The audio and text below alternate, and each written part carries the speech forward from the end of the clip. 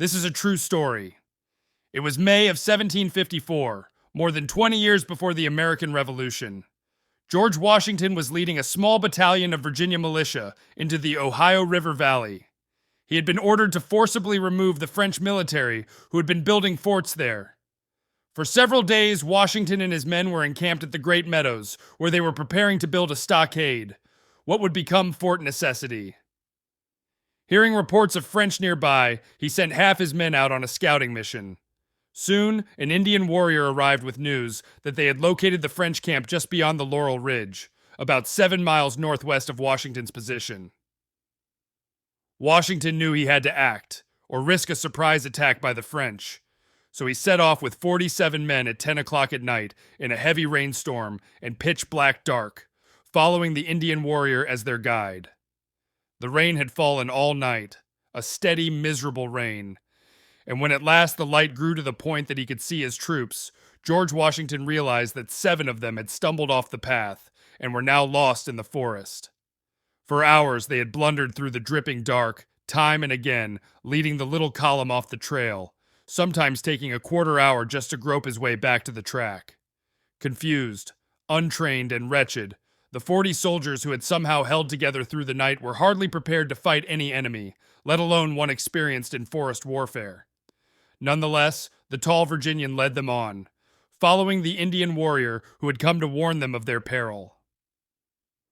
Toward daybreak, the rain stopped, and the remnants of Washington's patrol reached the Indian camp. There, the soldiers dried and loaded their muskets, while Washington conferred with the old chief who had summoned him. Tanaghrisson, called the half-king by the English who regarded him as an ally, described the tracks he had seen nearby. They led toward a sheltered place he knew. There, he suspected, the French had been encamped since the day before. Washington's soldiers could march to a spot nearby and wait while his own men reconnoitered.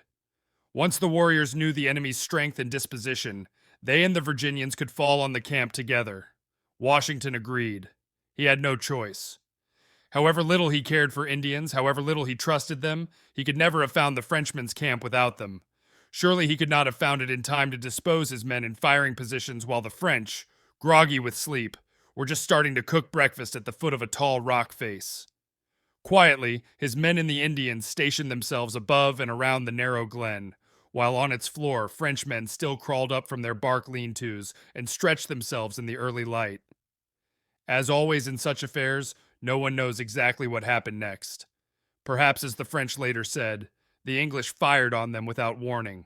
Or perhaps, as Washington maintained, a Frenchman shouted a warning that sent his comrades flying into their arms and firing up into the woods. All that is certain is that the English fired 2 volleys down into the hollow, while the French returned a few ragged shots and tried to retreat into the shelter of the trees. But there was no escape. The half-king's warriors had blocked the path, forcing the 30-odd Frenchmen back into the clearing, where English fired pinned them down.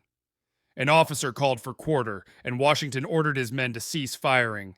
Perhaps 10 minutes had passed since the first shot. It had been a lopsided skirmish. Around the rim of the hollow, 3 of Washington's troops were wounded, and 1 lay dead.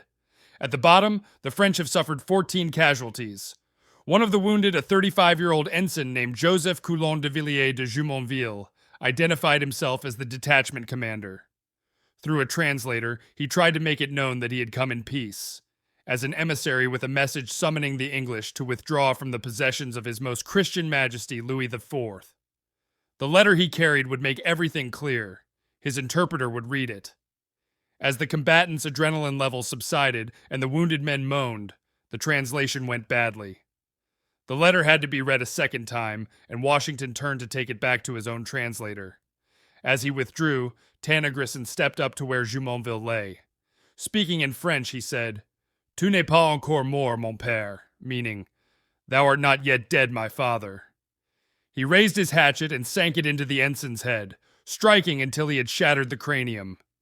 Then he reached into the skull, pulled out a handful of viscous tissue, and washed his hands in Jumonville's brains.